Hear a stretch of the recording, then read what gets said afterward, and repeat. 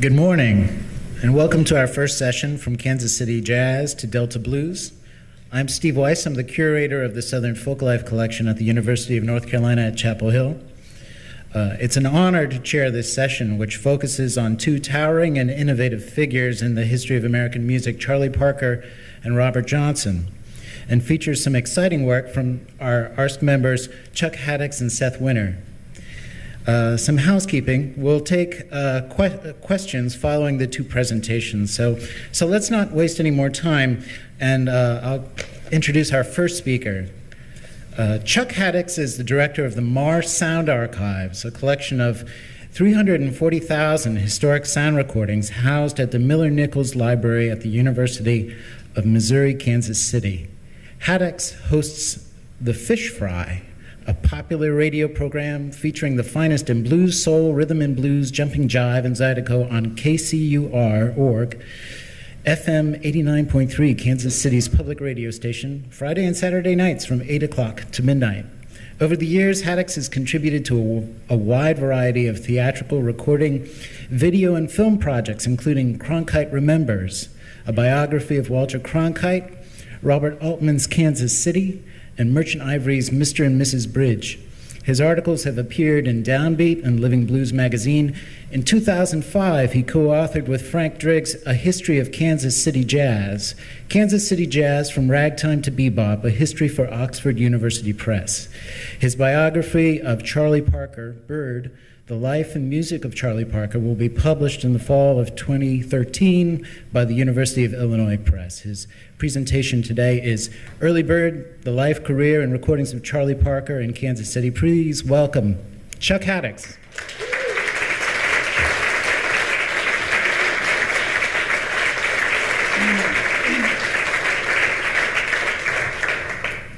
Yeah, I'm really delighted to be here. It's kind of funny because I was reflecting on the first ARSC conference. I think it was in Kansas City. I think it was 1988.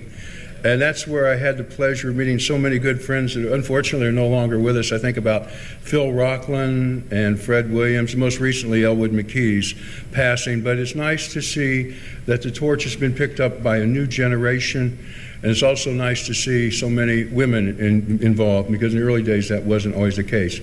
And also, I want to recognize a couple of friends here that really made this happen, and that's Sandy Rodriguez and Kelly Martin, and also Roberta Schwartz back here. That's your team. Stand up, guys. You deserve a hand. You did some great work here. Andrew, you might as well stand up, too. And our newest member of ARSC, Andrew Hansborough, he just started working for the Sound Archive full-time. He's our utility man.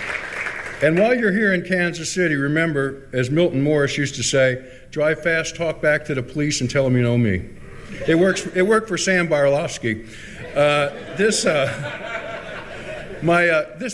new biography of Charlie Parker is an outgrowth of the research I did for my book, Kansas City Jazz from Ragtime to Bebop. As part of the process, I went through the Kansas City Call and indexed the years from 1919 to 1943. And what I found was, it had never been done before, what I found was there were lots of references to Charlie Parker in Kansas City, and there's lots of myths about Charlie Parker, about his relationship with his hometown, how he didn't want to be buried here, he hated Kansas City. That wasn't the case. He often came home to Kansas City. And so I was able to kind of dispel a lot of those myths in this new biography. And if you want to take a look at it, the page proofs are on the table of the University of Illinois Press. And that's what the cover looks like. That's a shot of him at Billy Berg's. Originally, there were 11 chapters to my Kansas City book, and I said, I think I'll save these last 2 chapters and do something with it. And so over the years, I've been working on this, and the University of Illinois Press, who was wonderful to work with, has been kind enough to publish it. One of the interesting things about previous biographies, because when you're writing a biography, of course, you've got to check the existing literature, is they are largely overlooked his formative years here in Kansas City, which is kind of ironic because he spent his first 21 years living in Kansas City, and then he moved on to New York, where he died at the age of 34. And I think to look at the growth of any artist or any individual, you have to look at their childhood. And I also had access to a lot of his childhood friends, And being from Kansas City, you know, I know the territory quite well. It's hard to write about Kansas City if you're not from here, because there's certain cultural and social things subtleties that you miss out on. Of course, Kansas City and New York share the life and legacy of Charlie Parker. New York has been a much better steward of Charlie Parker than we have. We have a 21 sax salute at his grave on his birthday. New York celebrates Charlie Parker with a wonderful festival. And they've laid claim to Charlie Parker, but it's a shared legacy. And in 1939, after apprenticing with Lester Young and Buster Smith here in Kansas City, Charlie made the musical breakthrough he'd been seeking while jamming at a chili parlor, Wall's Chili Parlor in Harlem. And then subsequently, he came back to Kansas City, where he lived until 1941. But during those early years, he was really drifting in and out of here. Ironically, while Charlie made his musical breakthrough in New York City, it was the recordings he made here in Kansas City and Wichita from 1940 to 1943 that best document his evolving genius as an improviser. One of the first disc he recorded that's been documented is called Honey and Body. It's known as Honey and Body. It's a rare, flowing, unaccompanied solo that interpolates honeysuckle rose and body and soul. The provenance of the disc is a little murky. Carol Jenkins, who's a local musician who's a childhood friend of Charlie Parker's, got the disc from Charlie's mother, Addie. And he had it on his wall for a long time. And it was recorded by a trumpeter named Clarence Davis, although I suspect it may have been recorded at the Wonderland Arcade down on 12th Street here, Kansas City, because I'd always heard from the old cats that were around that Bird liked to go down there and record himself. They had a recording booth in there. So that may be the provenance, too. Carol Jenkins claimed it was recorded in 1937. Carl Woydak, he dates the disc from 1940. I think I'll agree with Carl Woydak on this one. However, Honeysuckle Rose had been in Parker's repertoire since at least 1936. It also played a role in his development as a musician. Reno Club was located at 12th and Cherry, and they had a spook breakfast, a jazz jam that started at 4 o'clock in the morning on Sunday and went all day on Monday. Charlie Parker used to like to hang out in the balcony above the bandstand where all the musicians were smoking reefers, and he could get high just sitting in the balcony. And he also liked to hang out in the back, and he had a lot of interaction with the older musicians who mentored him along. That was a Kansas City tradition. Well, this jam session was for professionals only. I mean, you know, you're talking Lester Young, Lips Page, Joe Jones, Walter Page, some of the greatest musicians of their generation. Well, Parker decided one night he was going to set in, and while soloing on Honeysuckle Rose, he faltered. And to show his displeasure, Joe Jones threw a cymbal at his feet. There's a lot of talk about this on the internet, whether it actually happened or not, but Gene Ramey, who was a reliable narrator, the most reliable narrator of Kansas City Jazz, was there that night, and he recalled it quite clearly. So I'll go with Gene Ramey on that one. And then he retreated to his home where he woodshedded, reportedly playing as much as 12 hours a day. And then in Thanksgiving 1936, he was on his way to Mooser's Ozark Tavern. And there was a horrible wreck. He broke his back and his ribs. And he recovered over that next year, and then went back to Mooser's in 1937 and spent the summer down there woodshedding. The musicians had to stay on site because it's Little Dixie. There's a lot of sundown communities where African Americans ventured at their own peril after dark. And Mooser's was a nice resort. And then reportedly, he came back a musically changed man. That's one of the first of his epiphanies. In December 1938, he performed Honeysuckle Rose as a member of the Harlan Leonard Band on a program called the Vine Street Varieties. It was broadcast over WHB. His version of Body and Soul was probably inspired by Coleman Hawkins' recording from October 1939, although Buster Smith recalled that it was his repertoire earlier. Buster Smith recalled in 1937 and 1938 how Charlie Parker would get together with these, believe it or not, young white musicians, Charlie White, Bud Calvert, and they would jam on tunes like Body and Soul and play the hard changes on that. And according to, in fact, he said, it's really how you learn to play the horn. Change all them chords and keys and playing on key and moving a half a tone up and all that kind of stuff. They called it going out of key in the old days here in Kansas City. According to Carl Woidak, listening to Honeybody, it becomes apparent that even at this young age, I'm quoting here, Charlie Parker had a highly developed sense of swing. Even without a rhythm section, the performance has a pleasing forward motion and drive. Woidak adds that quote, Parker fairly liberally plays phrases that cut across the 8-bar section of Honeysuckle Rose. It's more associated with his work from 1943 than with his early recordings such as this. Clearly, with this recording, Charlie was well on his way to developing bebop when he was only 20 years old. The older musicians, according to Claude Williams, they all call it crazy music here in Kansas City. This is a pretty rough recording. The disc itself is in Kansas City. It's in a safe deposit box. It's owned by Carol Jenkins' son. And Steve Simoleon actually did a transfer of it at one point. This is not Steve's transfer. This is one that's been circulated. This is a short version. Let's hear Honey Body.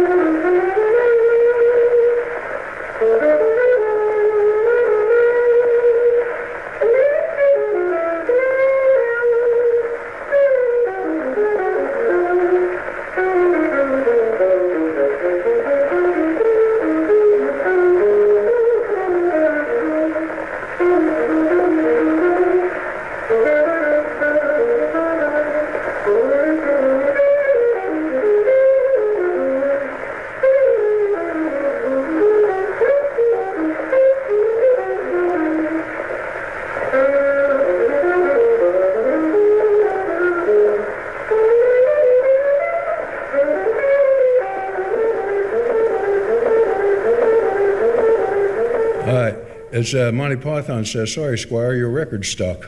There's two different versions of that. That was the short version. I thought we had a longer version in the library, but unfortunately we didn't. But you can hear the emerging genius of Charlie Parker there, and some of his signatures, too, like quoting T for Two. For some reason, he loved that song. He often quoted it in his music. Later that year, Parker recorded both numbers again during the Thanksgiving 1940 weekend engagement at the Trocadero Club in Wichita, Kansas. Fred Higginson, a young jazz fan who worked for radio KFBI, recorded the band to lacquers in 2 late-night sessions. This is kind of an interesting story behind this. I was able to shed new light on this thanks to a gift to the library. The provenance of the recordings, once again, is kind of murky. Copies were given to Jay McShann. He put them in the closet and basically forgot about them until 1959. And Frank Driggs convinced Gene Ramey to get the discs from Jay. Gene Ramey picked up the discs, and Frank played them on Martin Williams' radio program, and there were tapes made of them at that point. And then, according to Frank, I asked him about this. I asked him, I said, what happened to the discs? He goes, well, they disappeared. He didn't want to talk about what happened to the discs. They're probably residing in a private collection, maybe at the Library of Congress or someplace like that. But one of the things about the reissues is they had not been able to nail, no one knew what order they were because they're recorded to 10-inch discs, right? And they've been shuffled around, and so this is the standard listing at the top there of the order of the disc, and actually that's not the way it went down. I was contacted a few years ago by Charlie Higginson, Fred's son, and he was going through a filing cabinet, and he came across the sign-in sheet for the session, and you can see Charles Parker, alto. One of the few times he signed his name Charles. Usually it was always Charlie. And so it gives the personnel. Bob Mabane is not listed in the personnel on the reissues, but he obviously was there, and it talks about which tune he was in. He almost threw the folder away, and he opened it just by chance.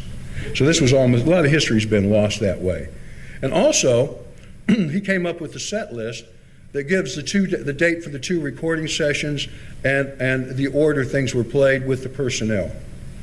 You know, we've got a good engineer here that documents that. We've got it up on the web on our website if you want to see it, but this constitutes really a major breakthrough. Now, the first session featured an octet from the big band in the wee hours of Saturday, November 30th, and as you can see from the photo, what's interesting, it's always thought that these recordings were done in a studio. They actually weren't. They were probably done in a music room at the university there in Wichita. They weren't done in the studio. This is a picture of the session. You can see Bird there. That's Bob Mabane. That's Step Buddy Anderson behind him. That's Orville Piggy Minor to the left, and that's Jay on keyboards. That's from incidentally, that's from the Jay McShann collection. It's a heck of a thing what we do when we collected collections from friends of ours. You know, Jay McShann always lit up a room. He was larger than life. When I went to pick up his collection, there it was in file cabinets. And he was gone. It made me very sad until I looked at his passports and know how much he traveled. Legend has it he kept a packed suitcase by the door just in case he got that call for a gig. So that's the set list right there. Now, the interesting thing is, Charlie's solo flights on Body and Soul and Moten Swing showcase his advanced technique and ideas. On Body and Soul, he runs in and out of key while maintaining a ballad tempo. Following Charlie's leads, Buddy Anderson and other band members shift to double time before resuming the ballad tempo in the out chorus. Let's hear a little taste of Body and Soul there, Fred.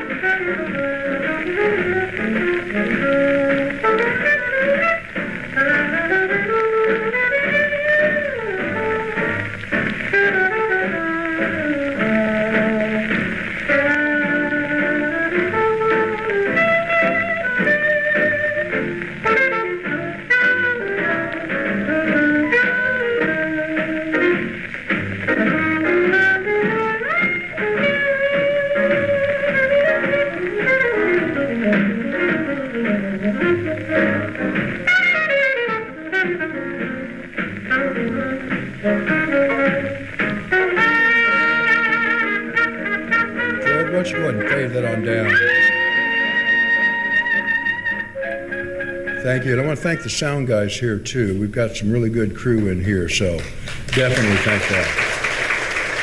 One of the things I did was when we did the conference, I called up the sound company. I said, do you realize you're going to be dealing with a whole bunch of engineers, and they are picky SOBs? And he goes, we've been told that. And I said, well, good. I just want to make sure that sticks with you. And also he recorded the old Kansas City standard, Moten Swing. Everybody played Moten Swing.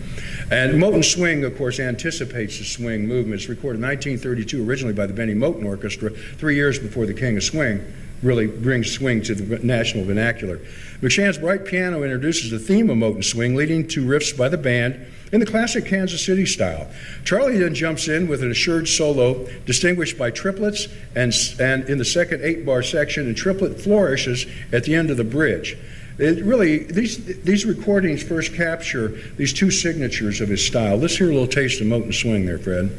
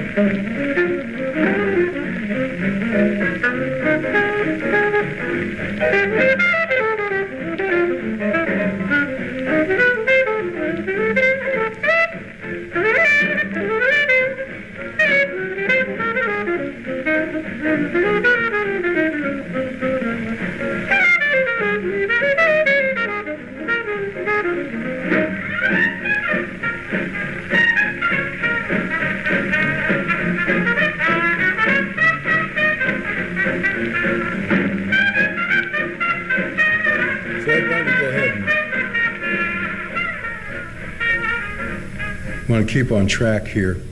In the winter of 1941, in February of 1941, Charlie recorded again with the McShann Band. This session was previously unknown until the library received a gift from the family of John Tomino, the band's manager. John Tomino was a longtime friend also, and his son Bobby gave us his collection. And in it were the signed contract from the Hootie Blues session in Texas for Decca label, one of the early Charlie Parker signature. And there were a number of acetates in there. Some of them were labeled, some of them were not. And I was really delighted to find this particular recording. Of course, I knew that Bird was with the group at this time. And it's interesting because this is just 2 months before they go into the studio and make those great Decca recordings, which mostly were blues, small ensemble recordings. And this shows a different side of the McShann Band, a side that probably played at a place like this, in hotels like this, country clubs, college dances, played popular standards of the day. He solos briefly on Margie, but then he really stretches out, Bird really stretches out on Sentimental Over You. And Joe Coleman was with the band at the time. This is before Walter Brown joined the band, before he was recruited for the session.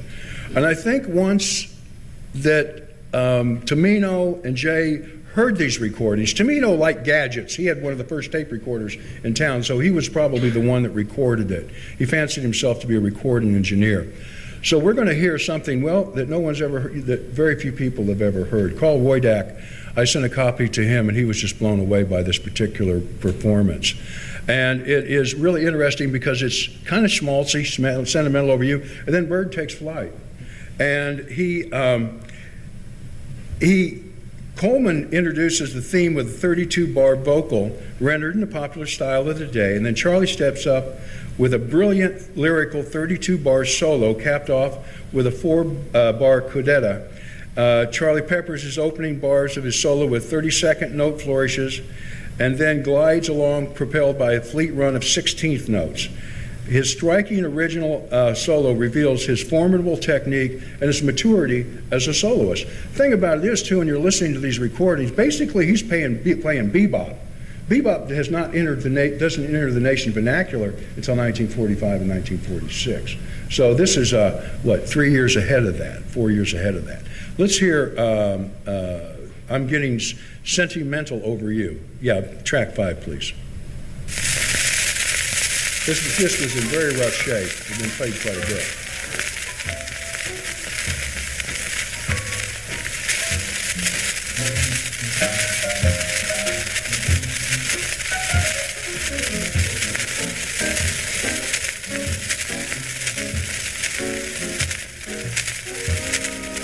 Never thought I'd fall, but now I hear love call. I'm getting sentimental over you.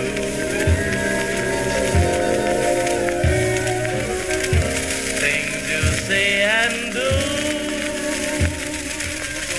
just thrills me through and through. I'm getting sentimental over you.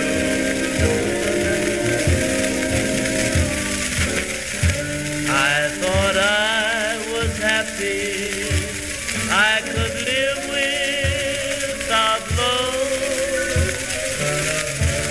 Now I must admit, love is all I'm thinking of.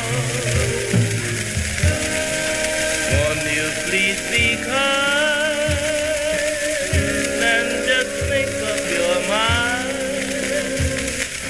that you'll be sweet and gentle, be gentle with me,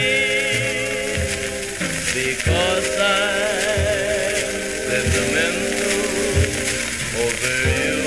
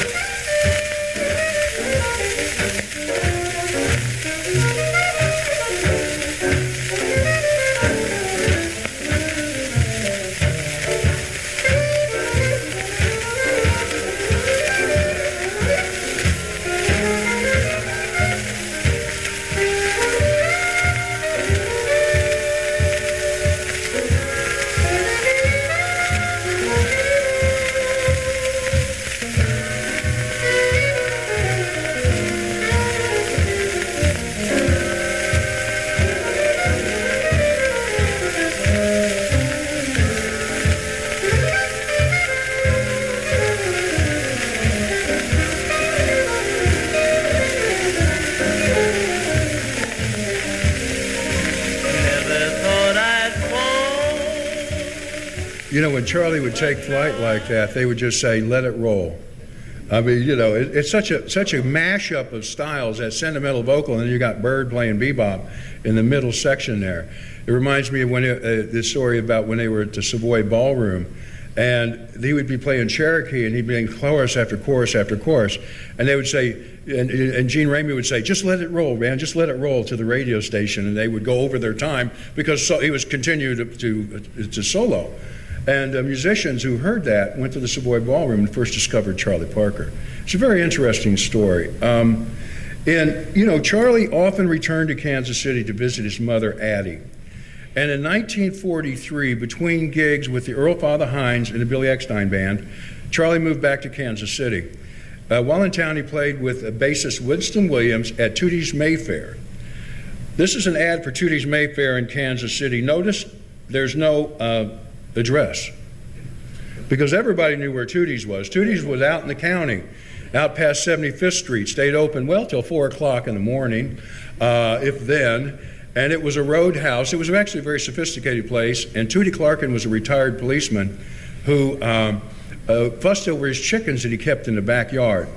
And he was quite a character. And Bird could always rely upon Tootie to hire him. And there's lots of great stories about, Bird would do nutmeg. He'd get high on just about anything. And how the store next door came over to Tootie and says, "You must be making a lot of pies with that nutmeg." And Tootie would say, "Nutmeg?" And so he looked around and he looked underneath the bandstand, and there was an ocean of nutmeg cans underneath the bandstand where Bird and the other saxophonists had been eating nutmeg to get high.